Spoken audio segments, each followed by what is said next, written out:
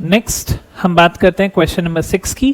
Question number 6 देखो क्या बोला, find the values of x for which function x upon x square plus 1। चलो इसको हाईलाइट कर देते हैं हम लोगों। तो फंक्शन हमारे पास क्या है, x upon x square plus 1, ठीक है, इज स्ट्रिक्टली इंक्रीजिंग और सेकेंड पार्ट है स्ट्रिक्टली डिक्रीजिंग का। इसका सोल्यूशन हम स्टार्ट करते हैं। इंक्रीजिंग, डिक्रीजिंग, स्ट्रिक्टली डिक्रीजिंग, इसके कंसेप्ट हम सबको अच्छे से क्लियर है, राइट। तो हम लोग यहाँ पे देखो स्टार्ट करेंगे, यहाँ पे सोल्यूशन लिखना स्टार्ट करता हूँ।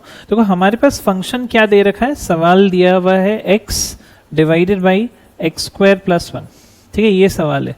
अगर मेरे को स्ट्रिक्टली इंक्रीजिंग एंड डिक्रीजिंग देखना है, सारे स्टूडेंट्स को पता है कि क्या करना चाहिए, डिफरेंशिएट करना चाहिए।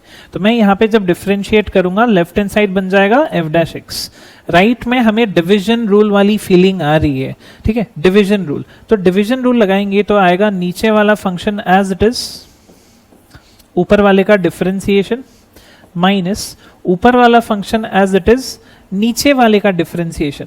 तो नीचे वाले का डिफरेंशिएशन क्या आएगा, 2x प्लस 0 लिखेंगे, इसलिए मैंने लिखा नहीं, डिवाइडेड बाई ये आएगा नीचे वाले टर्म का होल स्क्वायर। एकदम सही। थोड़ा सा इसको सॉल्व करते हैं हम लोग। ये आपके पास बनेगा X square plus 1 minus 2 into 2x आ गया, तो यहाँ पे आ गया 2x square divided by X square plus 1 the whole square. Further अगर आप इसको देखते हैं तो ये क्या बन जाएगा आपके पास, दिस इज 1 माइनस, अच्छा ये क्लब होके ऐसा बन जाएगा, divided by X square plus 1 the whole square. ये आपके पास एफ डैश एक्स आ गया। मेरे ख्याल से ये रिजल्ट हमारे लिए एकदम सही है, छोटा सा कॉम्पैक्ट सा रिजल्ट है। अब देखो फर्दर हमें बोला गया है कि स्ट्रिक्टली इंक्रीजिंग के लिए बोला गया है। अगर मैं यहाँ पे फर्स्ट स्ट्रिक्टली इंक्रीजिंग के लिए सॉल्व करूं, मैं कोई भी एक काम कर सकता हूं, स्ट्रिक्टली इंक्रीजिंग के लिए सॉल्व करता हूं। स्ट्रिक्टली इंक्रीजिंग का बेसिक कंडीशन क्या है, स्ट्रिक्टली इंक्रीजिंग बोलता है कि जो डेरिवेटिव है it must be what, greater than 0, ठीक है, it must be what, greater than 0। तो ग्रेटर देन 0 इसका मतलब क्या हो गया कि ये वाला जो एक्सप्रेशन है आएगा 1 minus x square divided by, यहाँ पे मेरे को लिखना चाहिए एक्स स्क्वायर प्लस 1 का होल स्क्वायर, ग्रेटर देन 0, ठीक है। फर्दर मैं बोल सकता हूं कि इस चीज को मैं फैक्टराइज कर सकता हूं, क्योंकि 1 को क्या लिख सकते हो आप, 1 को मैं 1 स्क्वायर लेकर लिख देता हूं। तो ये क्या बन गया आपके पास, this is a plus B into A minus B, और आपका जो डिनोमिनेटर है वो एज इट इज रहने दो।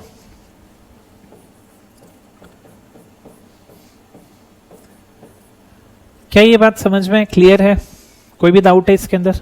अच्छा, ये अगर क्लियर हो गया तो फर्दर मैं इसमें ही फर्दर यहाँ पे आगे बढ़ता हूँ। मैं ये बोल सकता हूँ कि ये जो डिनोमिनेटर वाला जो टर्म है ये तो हमेशा पॉजिटिव होगा, ठीक है। इसका मिनिमम वैल्यू क्या हो सकता है, 1, क्योंकि एक्स स्क्वायर प्लस 1 है, राइट, मिनिमम वैल्यू इसका 1 होगा। ओके, तो मैं बोलूंगा आपके पास बस यही वाला फैक्टर बच गया, ये बच गया आपके पास क्या, 1 plus X into 1 minus X which is greater than 0। Sign of inequality change नहीं हुई, क्योंकि आपका एक्स स्क्वायर प्लस 1 का whole square is always what, positive. चलो वो सब भी समझ में आ गया। यहां से मैंने एक नंबर लाइन बना दिया। यहां से अगर आप ध्यान से केयरफुली ऑब्जर्व करो, यहां से क्या क्रिटिकल वैल्यू आएगा, यहां से क्रिटिकल वैल्यू आएगा -1। यहां से देखा जाए तो यहां से क्रिटिकल वैल्यू कितना आता है, इट इज 1। पूरा नंबर लाइन यहाँ पे बट गया है 3 सेगमेंट्स में, करेक्ट है बात? ओके, तो हम लोग क्या करेंगे, 1 के राइट साइड में कोई भी एक रैंडम नंबर सोचेंगे। लेट्स से 1 के राइट साइड में क्या सोचा, 2 सोच लो, 3 सोच लो, आपका जो मन करता है वो आप सोच लो। तो लेट्स से मैंने 2 सोचा।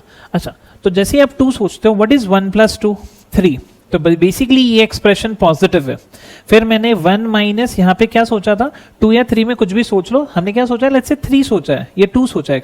3 अगर सोचेंगे तो 1 प्लस 3 4 होता है, पॉजिटिव। 1 माइनस 3 एक negative, what is positive into negative, ये नेगेटिव बन जाएगा। क्लियर है? फर्दर -1 एंड 1 के बीच में एक रैंडम कोई भी नंबर सोच लो, 0 सोच ले। अगर मैं 0 सोचता हूं तो 1 plus 0 positive number, 1 minus 0 again a positive number, positive into positive, ये पॉजिटिव ही आएगा। अब सिमिलरली -1 के लेफ्ट साइड में कोई भी एक रैंडम नंबर सोच लो। हम -1 के लेफ्ट में -2 सोच लेते हैं, 1 और यहाँ पे -2, ये कितना आ जाएगा, नेगेटिव।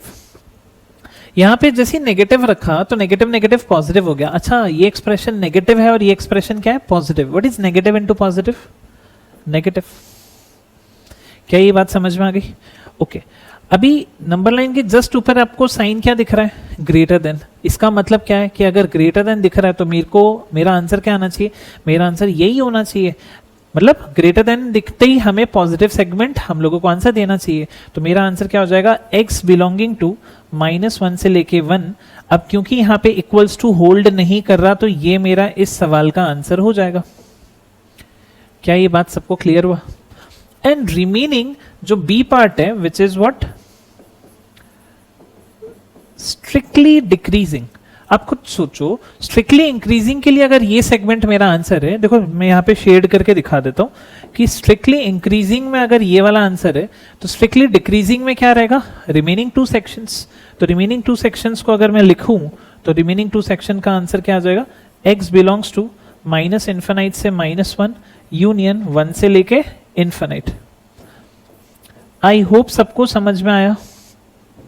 ऐसा कोई स्टूडेंट है जिसको नहीं समझ में आया है?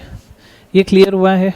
ठीक है, अच्छा, ये क्लियर अगर नहीं भी हुआ है तो आप क्या कर सकते थे, स्ट्रिक्टली डिक्रीजिंग के लिए मैं बोल रहा हूं, आप स्ट्रिक्टली इंक्रीजिंग में जैसे सॉल्व कर रहे हो, स्ट्रिक्टली डिक्रीजिंग में f' का जो क्राइटेरिया है वो क्या चला जाएगा, it will be less than 0। मतलब आपको लिखना क्या पड़ेगा वो भी चलो मैं यहाँ पे लिख के दिखा देता हूँ, सब कुछ सेम ही रहने वाला है। तो यहाँ पे हम लोग लिख देते हैं थोड़ा सा, f' आएगा लेस देन 0, करेक्ट। अच्छा, तो ये वाला स्टेप सेम है, बस यहाँ पे लेस देन है, यहाँ पे लेस देन है, यहाँ पे भी लेस देन है, करेक्ट है। ओके, यहाँ पे भी लेस देन आ गया। अच्छा, जब लेस देन होता है तो you consider negative segment as your answer, तो मैं क्या करूंगा, नेगेटिव सेगमेंट मेरा आंसर रहेगा। अभी समझ में आ गया? क्लियर है? समझ में आया? तो दिस वाज क्वेश्चन नंबर 6, ये आपका क्वेश्चन नंबर 6 है। आई होप ये सबको समझ में आ गया है। हम आगे बढ़ते हैं क्वेश्चन नंबर 7 में, जिसको नोट करना है प्लीज आप इसको नोट कर लो। मैं साइड हट जाता हूं, आप इसको नोट करें प्लीज। डन। तो अभी हम लोग देखो नेक्स्ट आगे बढ़ते हैं क्वेश्चन नंबर 7 में। क्वेश्चन नंबर 7 क्या बोल रहा है, show that f of x is equals to 3x plus 1 upon 3x is increasing in this interval and decreasing in this interval। Increasing decreasing हमें ये इंटरवल्स में शोकेस करना है। मेन हम लोगों का फंक्शन ही होना चाहिए, बाकी चीज हम लोग मैनेज कर लेंगे। तो विल स्टार्ट अर सोल्यूशन। देखो ध्यान से, सोल्यूशन में हमें फंक्शन पहले लिखना चाहिए। फंक्शन हमारे पास है 3x प्लस 1 अपॉन 3x। जब मैंने इसको डिफरेंशिएट कर दिया, 3x का डिफरेंशिएशन कितना होगा, 3x का डिफरेंशिएशन इज 3। अब ये 1/3। अब देखो ध्यान से, आप इसको केयरफुली अगर ऑब्जर्व करो, आप इसको ऐसा लिख सकते हो ना 1/3 और इंटू 1/x। तो 1/3 तो मैंने लिख दिया, 1/x का डिफरेंशिएशन क्या होता है, -1/x²। ठीक है, -1/x²। अगर ये चीज आपको समझ में आ गई, डिफरेंशिएशन बस क्लियर होना चाहिए था, ये क्लियर अगर है तो फर्दर मैं इसको सॉल्व करूंगा। तो ये देखो क्या आ जाएगा आपके पास, 3x² और 3 से मल्टीप्लाई करके 9x² - 1 divided by 3x²। I hope ये समझ में आ रहा है आप सबको? ठीक है, ये आपके पास f' आ गया।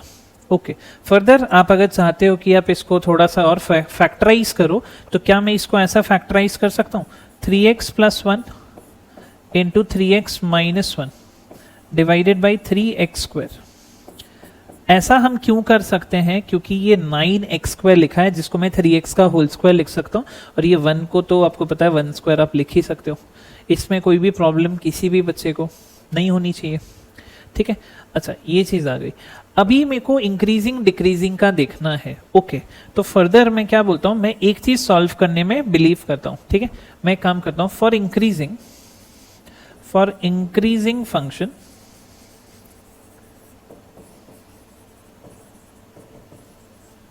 आपका जो f' है, इंक्रीजिंग याद रखना, इंक्रीजिंग अगर बोला है तो f' क्या होना चाहिए, ग्रेटर देन इक्वल्स टू 0। अगर स्ट्रिक्टली इंक्रीजिंग बोला होता तब क्या लिखते हैं हम लोग, ग्रेटर देन 0 ही लिखते। यहाँ पे ग्रेटर देन इक्वल्स टू क्यों आया, क्योंकि सिंपली इंक्रीजिंग बोला गया था। ठीक है, अब मैं क्या करूंगा, ये पूरा का पूरा एज इट इज इधर मेरे को कॉपी कर देना चाहिए।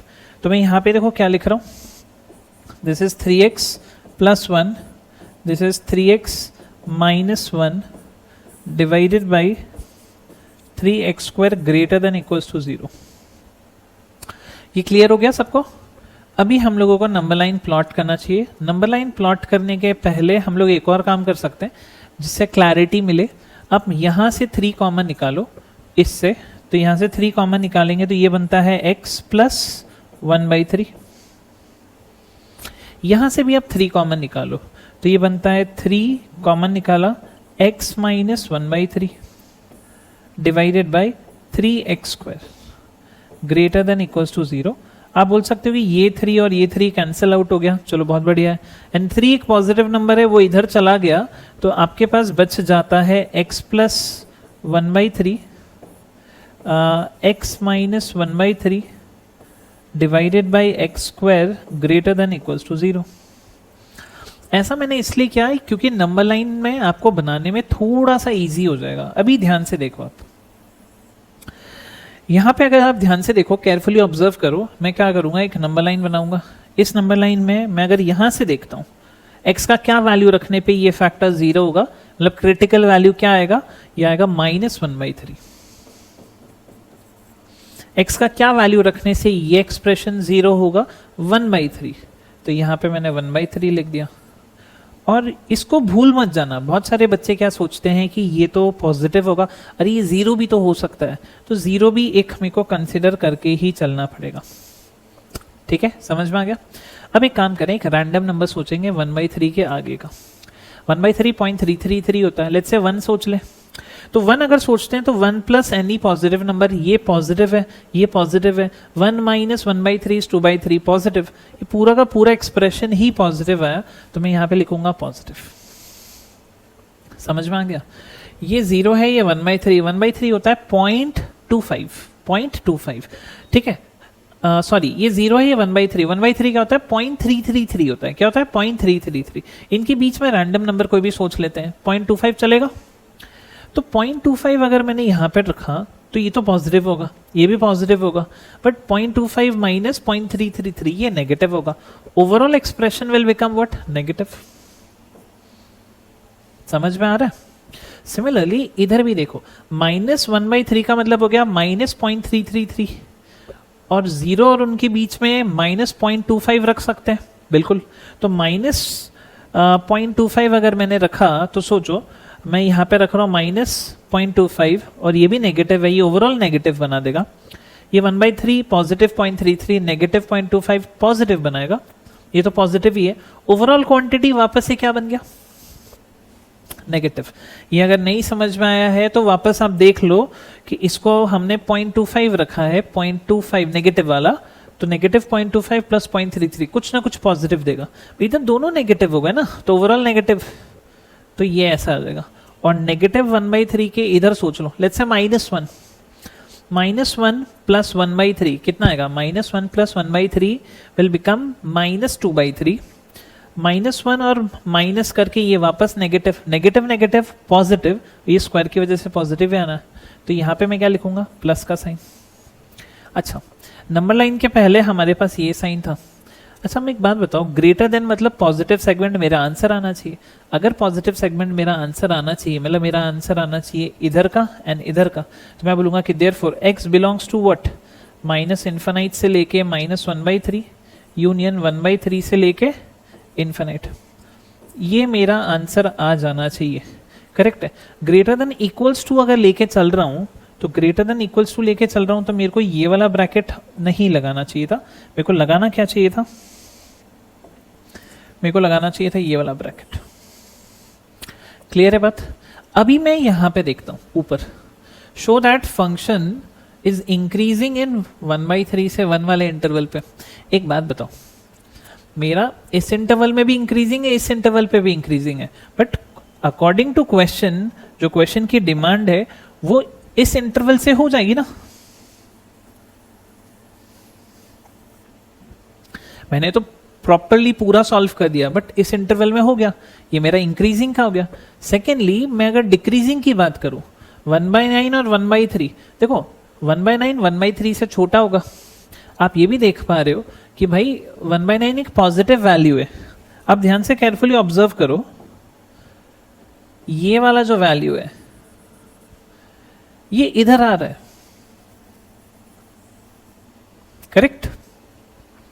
अगर ये इधर आ रहा है इसका मतलब ये नेगेटिव वाला है, तो मैं अगर यहाँ पे डिक्रीजिंग फंक्शन लिखता तो यहाँ पे लेस देन इक्वल्स टू आता, इधर less than equals to, less than equals to, less than equals to, less than equals to मतलब what, negative segment. Negative segment में तो आ रहा है ना ये रीजन, तो मतलब हो गया प्रूफ। तो मैं यहाँ पे क्या लिख सकता हूँ, ध्यान से देख लेना आप, यहाँ पे मैं लिख दूंगा फॉर, मैं हाइलाइटर अगर चेंज करूं वो भी सही रहेगा, मैं काम करता हूं ब्लू ही यूज कर लेता हूं। ध्यान से देखो, मैं लिखूंगा for decreasing function, for decreasing function, for decreasing function हम क्या लिखेंगे, f dash x it is what, less than equals to 0।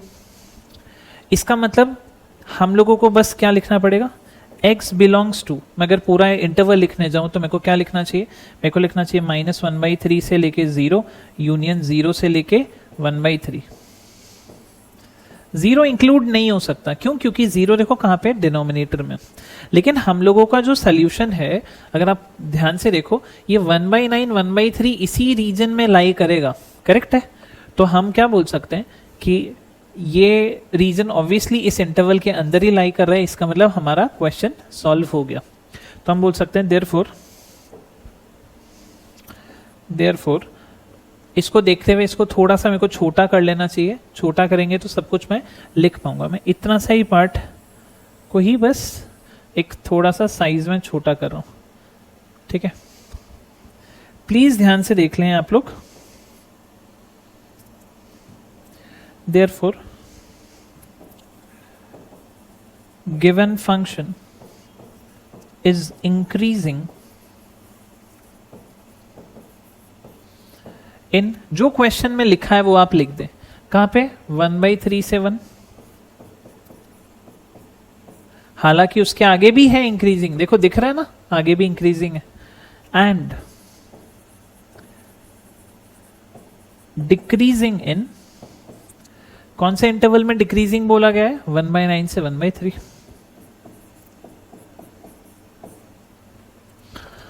आया सबको समझ में, इजी है, ठीक है। मैं आपको ये कॉपी करने का टाइम देता हूं, आप इसको प्लीज कॉपी डाउन कर लें, ठीक है। हम लोग नेक्स्ट क्वेश्चन की तरफ आगे बढ़ते हैं। डन, आई होप सबका डन हो चुका है। ओके, देखो नेक्स्ट क्वेश्चन की अगर मैं बात करूं, नेक्स्ट क्वेश्चन है show that function x minus cos x. Next आपका 8th क्वेश्चन है, फंक्शन दे रखा है x माइनस कॉस एक्स। देखो ध्यान से, अब देखो क्वेश्चन है x माइनस कॉस एक्स, इसको इंक्रीजिंग प्रूफ करना है फॉर ऑल x। देखते हैं, थोड़ा ट्रिग्नोमेट्री आ गया तो शायद यहाँ पे कहीं फॉर्मूला वगैरह लग सकता है, बट देखते हैं, सोल्यूशन स्टार्ट करते हैं। आपको फंक्शन क्या दिया है, फंक्शन दिया है x minus cos of x, तो आपका f डैश x क्या बन जाएगा, f डैश x बनेगा 1 माइनस, व्हाट इज कॉस का differentiation, it is what, minus of sine. तो आप बोल सकते हो कि देयरफॉर आपका जो f डैश x है उसका जो वैल्यू आ गया वो आ गया 1 प्लस साइन x, ठीक है। आपका f डैश का जो वैल्यू है वो किसके बराबर आ गया, 1 प्लस साइन x। अब बस यहीं से सारी चीजें क्लियर हो जाती है। कैसे क्लियर हो जाती है, आपको यहां से मैं 2 मेथड करके बताता हूं। मेथड नंबर 1, थोड़ा ध्यान से देखेंगे। मेथड 1, लेट्स से मैं यहां पे मेथड 1 जो है उसको ग्रीन से कर देते हैं, ठीक है। मेथड 1 क्या, ध्यान से देखो, साइन एक्स जो है उसका वैल्यू हमेशा -1 और 1 के बीच में लाई करता है। x का कुछ भी वैल्यू रख दो, ये वैल्यू x का कुछ भी वैल्यू पे मैं क्यों डिस्कशन कर रहा हूं, क्योंकि क्वेश्चन ने बोला है फॉर ऑल x, मतलब ऑल रियल के बारे में बातचीत हो रही है। तो मैंने यहाँ पे क्या लिख दिया, साइन x का जो वैल्यू है वो -1 और 1 के रेंज में है। मेरे पास इधर क्या लिखा हुआ है, it is 1 plus sine x, correct, 1 plus sine x. तो मैं एक काम करूंगा, मैं 1 को ऐड कर दूंगा सारी जगह पे। अगर मैं यहाँ पे 1 को ऐड करता हूं तो ध्यान से देखो, ये बीच में तो आ गया 1 प्लस, आपने 1 इधर भी ऐड करना है तो ये क्या बन गया 2। आपने 1 इधर भी ऐड करना है तो ये क्या बन गया, समझ में आया? अगर ये चीज समझ में आ गई तो क्या आप बोल सकते हो कि 1 प्लस साइन एक्स का जो एक्सप्रेशन है वो 0 और 2 के बीच में लाई करेगा? इसका मतलब ये क्या है, ये पॉजिटिव है।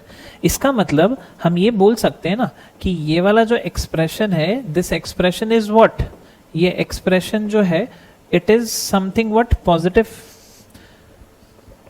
इक्वल्स टू 0 ले सकता है। तो देयरफॉर हम बोल सकते हैं कि देयरफॉर हम ऐसा लिख सकते हैं कि आपका f डैश x जो है it is greater than equals to what 0। और जैसे ही ये स्टेटमेंट आ गया हम क्या बोलेंगे, therefore f of x is what, f of x is what increasing function. ठीक है, f ऑफ x क्या आ गया, therefore f of x is increasing function. यही होता है ना डेफिनेशन। देखो ये याद रखो, जब कभी भी ट्रिग्नोमेट्री आता है थोड़ा सा ठंडा लो, कॉस एंड साइन में सबसे बेस्ट होता है हम लोग ऐसे अप्रोच करें, ये चीजें पता होनी चाहिए। ठीक है, नहीं पता है कोई प्रॉब्लम नहीं है, यहाँ पे आप देख लो। कोई बता चाहता है कि सर इससे थोड़ा सा एडवांस आप बताओ, तो आपको फॉर्मुलेज थोड़े से आने चाहिए थे, मैं आपको बताता हूँ, ध्यान से देखो आप। इसको मैं ब्लू से करके दिखाता हूँ। ये है मेथड नंबर 2। अगर मेथड 1 ही करना है कोई प्रॉब्लम नहीं है, ये जिनको थोड़ा सा एक्स्ट्रा अगर समझना है। देखो आपके पास f डैश x का जो वैल्यू आया था वो किसके बराबर था, f dash was 1 plus sign of x। Correct है, f डैश का वैल्यू क्या है, 1 plus sign of x। Very good. अब मुझे एक बात बताओ कि ये क्या है, अगर बहुत केयरफुली ऑब्जर्व किया जाए ये बन गया आपके पास cos x/2 plus sine x/2 का होल स्क्वायर। ये वही बच्चा बता सकता है जिसको फॉर्मूलेज बहुत अच्छे से पता है। ठीक है, आप इसको 11th स्टैंडर्ड में ये फॉर्मूला सिखाया जाता है, मैंने भी सिखाया है। ठीक है, cos x/2 plus sine x/2 the whole square, ये 1 प्लस साइन x का फॉर्मूला होता है। अगर ये एक्सप्रेशन आपको दिख गया तो मुझे बताओ होल स्क्वायर है, ये कभी नेगेटिव तो होगा नहीं, ज्यादा से ज्यादा क्या हो सकता है, मिनिमम वैल्यू इसका 0 होगा। तो हम देयरफॉर डायरेक्टली बोल सकते हैं कि आपका f dash x has to be what greater than equals to 0। Therefore मैं बोलूंगा f of x is what, it is increasing for all x belonging to what real। तो ये आपका मेथड नंबर 2 हो गया। बट ये फॉर्मूला आप लोगों को पता होना चाहिए। ठीक है, ये फॉर्मूला पता है तो बहुत बढ़िया, अदरवाइज हम लोग इस तरीके से भी कर सकते हैं। आई होप ये आपको अच्छे से ये समझ में आया। तो इंक्रीजिंग डिक्रीजिंग में ऐसे क्वेश्चंस बनते हैं। ठीक है,